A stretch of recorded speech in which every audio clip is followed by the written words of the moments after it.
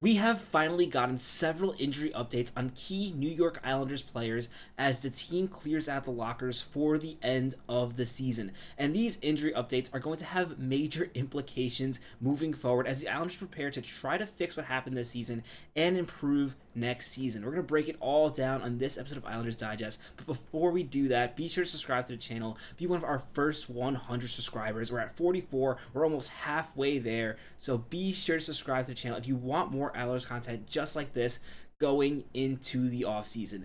This has been a rough season for the Islanders, and there really was not much to look forward to, at least until there is some change in the lineup, because the Islanders simply were not good enough this season. But at least we got some positive injury updates on several key New York Islanders, some key Islanders who likely would have helped the Islanders have a better season if they were healthy. First of all, and most importantly, we got an injury update on Mat Barzal, who has really missed the majority of this season, only playing 30 games, and that definitely really hurt the Islanders down the stretch. You could really make an argument that this is a completely different team if he is healthy the entire year. He had two different injuries this season. The second injury, Barzal expects to be ready to start training camp after recovering from that knee procedure. Even more encouraging, Barzal, when talking to the interviewers, made it pretty clear that originally his plan was to try to come back for playoffs, and at first a lot of fans were speculating that he might have suffered a setback because there really weren't updates after Lamoriello said that was the plan.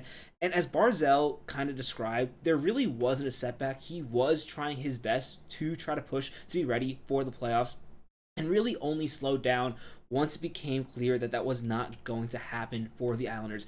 Very unfortunate in terms of the season, but encouraging to know that he did not push himself too hard and there was not a setback on that knee, because that could be an absolute disaster for the New York Islanders. In addition, Barzal actually made it really clear that although he's not going to be taking a lot of time vacationing this summer, partially because he missed so much time this year and he really misses playing hockey, but he did emphasize that he is actually going to be able to continue with his normal workout routine for the summer. So it's not just that he's going to be ready for training camp, he's going to have a full summer to really continue to recover and improve upon what already is his impressive physical ability. And this is very encouraging for the Islanders that Barzal is also really emphasized that he's going to commit to working even harder this offseason to make sure he is the player he knows he can be. And looking at his stats, when Barzal is healthy, he is a huge difference maker for the New York Islanders. Never quite passing that first season where he scored 85 points, but last season he came close. He got 80 points, and this year we were really hoping on him to build on that season. He got injured in the first 5 games, never really got things together, and when he came back, he kind of had a little resurgence, really played well in those games before he got hurt again, blocking the shot with his knee. A really unfortunate injury. Not the first time Barzal has had a knee injury. On the one hand, you can look at that a little concerned, but keep in mind, this is a player that we drafted coming off a knee injury, so it's definitely something that Barzal can bounce back from, and hopefully we're getting back to 80-point Barzal next season. Because if the Islanders are going to improve next season, Barzal is going to have to be an essential part of that. The next player that we're going to talk about, who I actually wasn't sure if we were going to get an update for, and it's actually pretty encouraging considering this is a serious injury that he's dealing with, but it could have been worse, especially considering his injury history, is Varlamov. Varlamov left towards the end of November, and we did not get another update from Varlamov until now. Semyon Varlamov expects to be ready to start next season.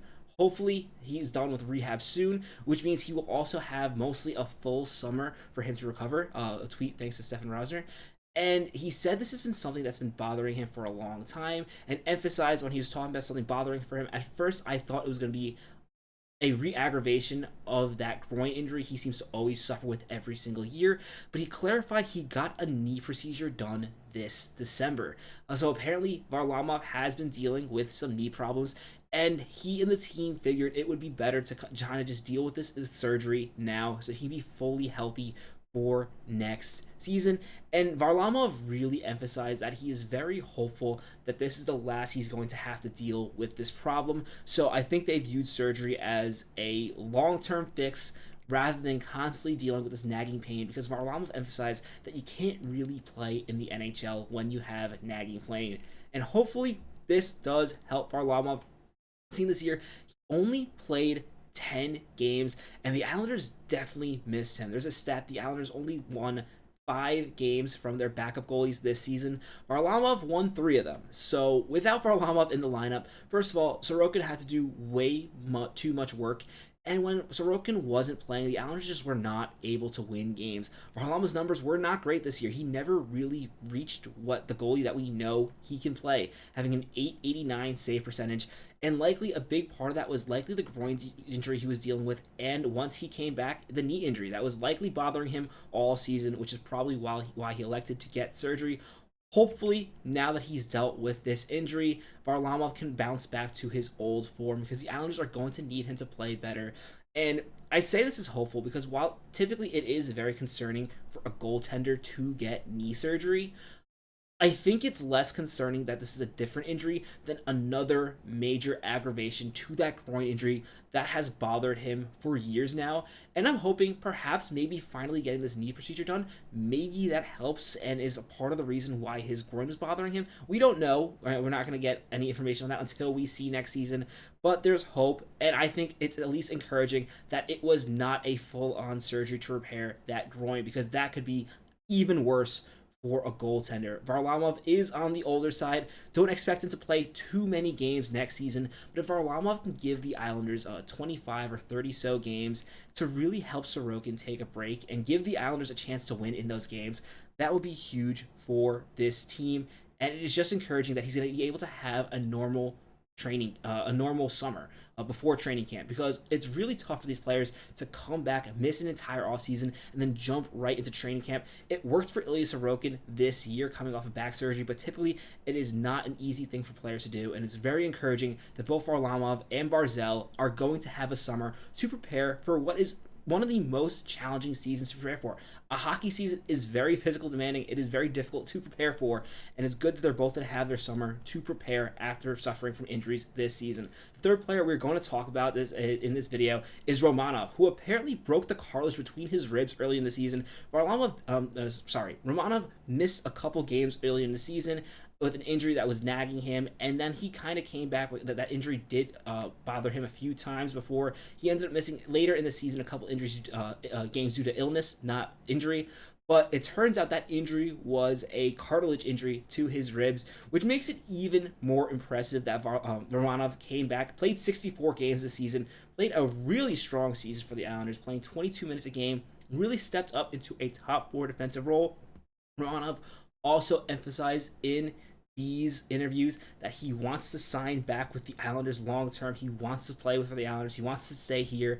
And he said ideally his contract would be longer than shorter, although he hasn't talked with his agent yet. And in the next few videos, we're definitely going to be breaking down more of the contracts that restricted free agents can have going into these off seasons. There are a lot of other interviews. Notably, one of the most notable things to talk about for these end of season locker cleanup interviews was that Anthony Duclair was not present. Also, Lou Lamoriello and Patrick Waugh did not face the media. It was only the players. But the key takeaways, I think, in my opinion, was definitely that these 3 players are going to come back next season fully healthy, and they're all going to have a full offseason.